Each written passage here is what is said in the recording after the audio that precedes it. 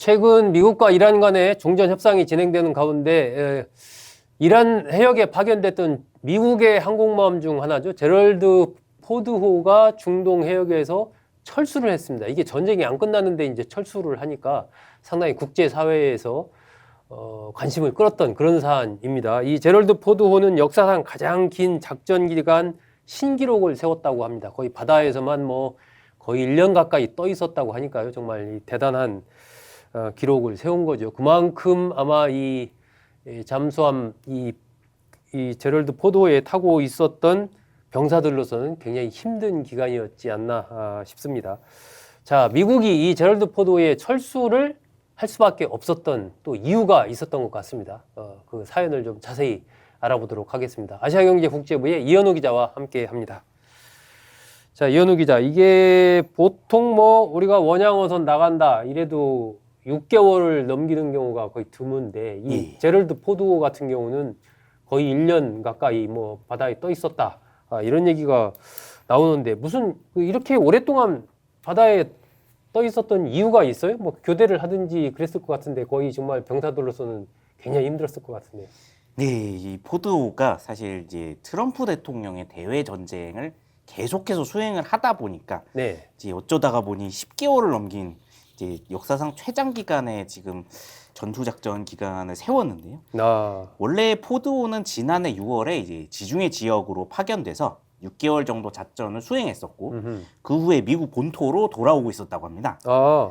그래서 이제 올해 초만 해도 이제 곧 미국 본토 도착한다라고 하고 있었는데 병사들도 이제 들떠 있었던 그때였군요. 그렇습니다. 근데 이때 마침 트럼프 대통령의 지시로 베네수엘라 작전이 발생을 하게 됐습니다.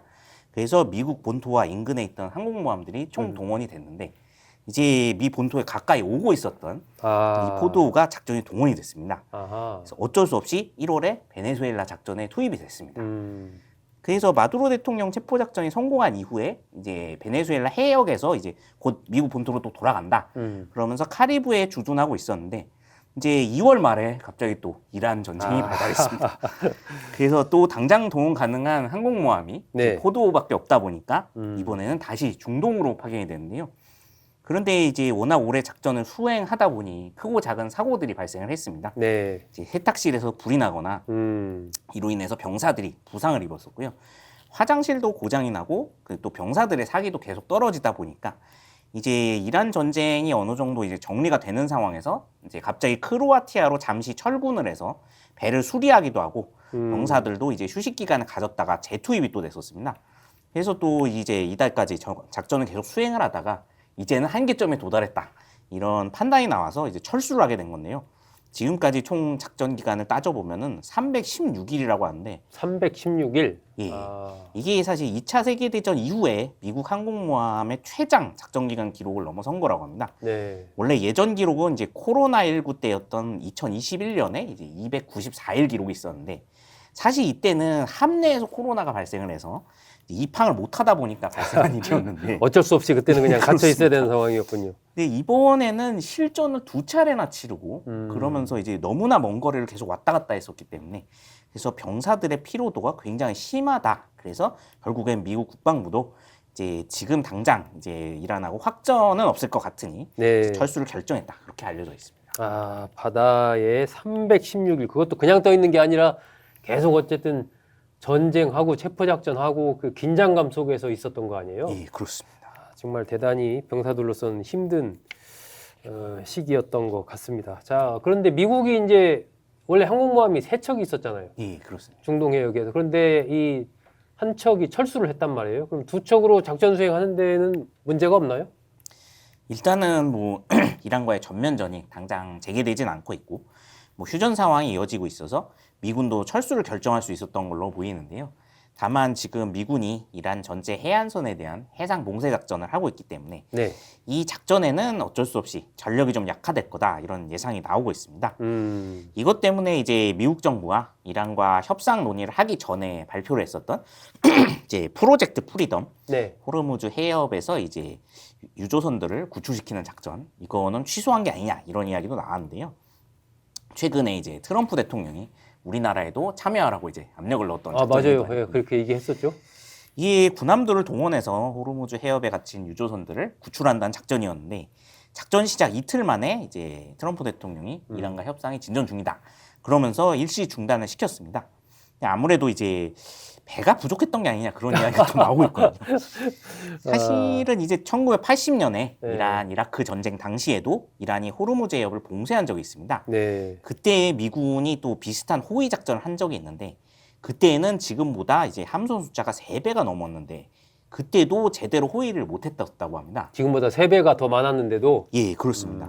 그렇기 때문에 지금 숫자로는 이제 호위는 좀 힘들다 그런 이야기가 나오고 있었는데요. 때마침 이란하고 또 합의 문제가 생기면서 네. 이제 명분이 생기니까 트럼프 대통령도 바로 그래서 취소를 한 게 아니냐 그런 이야기까지 나오고 있습니다. 이 맞아 떨어져 가지고 그냥 철수를 한 것이다. 자, 그런데 이 어쨌든 지금 이중 봉쇄 작전을 서로 펼치고 있는 상황인데 이란은 이제 호르무즈 해협 봉쇄하고 미국은 그 바깥 영해를 다 그냥 이란 쪽으로 통하는 통로를 막고 있는 이런 상황 아닙니까? 예.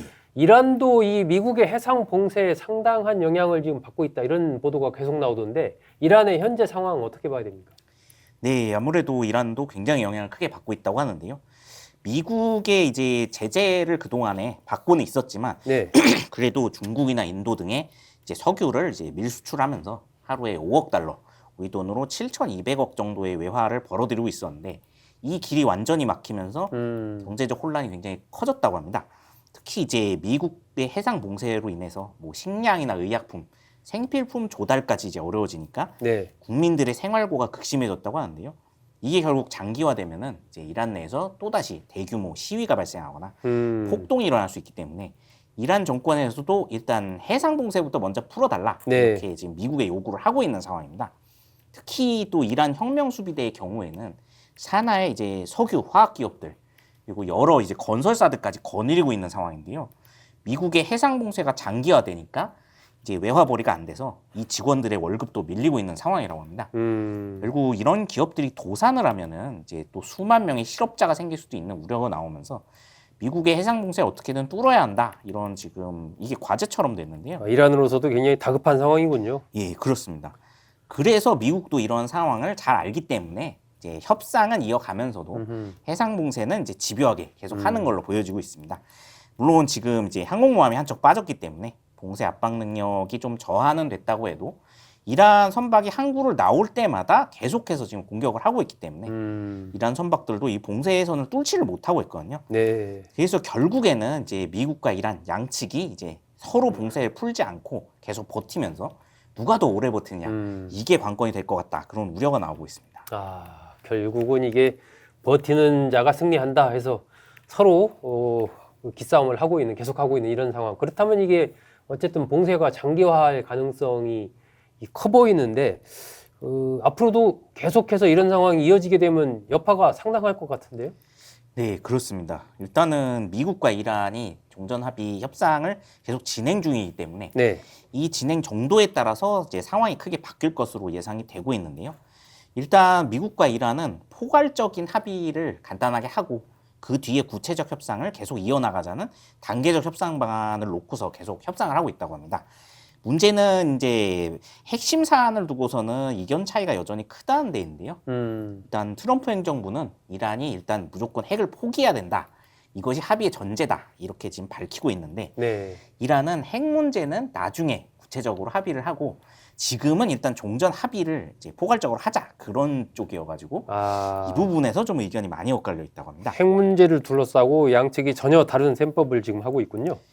특히 이제 이란의 이제 우라늄 농축 제한 기간을 놓고도 줄다리기가 이어지고 있는데요. 네. 미국은 계속 이제 20년은 동결을 해야 된다 네. 그런 입장이고 이란은 5년 이상은 안 된다 이렇게 주장을 하면서 큰 격차를 보이고 있는 상황입니다. 네. 그래서 지금 중재가 점점 이루어지면서 뭐 12년, 15년 이런 안들이 나오고는 있는데 이것도 결국 단기간 협상은 쉬워 보이지 않은 상황이고요. 무엇보다 이제 이란 내 강경파들이 또 미국은 믿을 수 없는 나라다 이렇게 협상 반대 의견을 계속 내고 있습니다.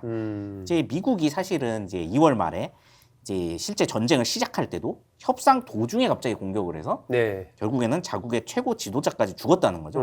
근데 이런 나라를 이제 어떻게 믿고 협상을 계속하냐 이런 반대파 이론이 계속 나오고 있습니다. 네. 이란 국민들 여론도 좋지 않기 때문에 결국에는 형식적인 종전선언은 바로 이루어진다고 해도 세부사항 조율 그리고 완전한 종전 협정 체결까지 가는 데는 굉장히 오랜 시간이 걸리지 않을까 이런 우려가 나오고 있습니다.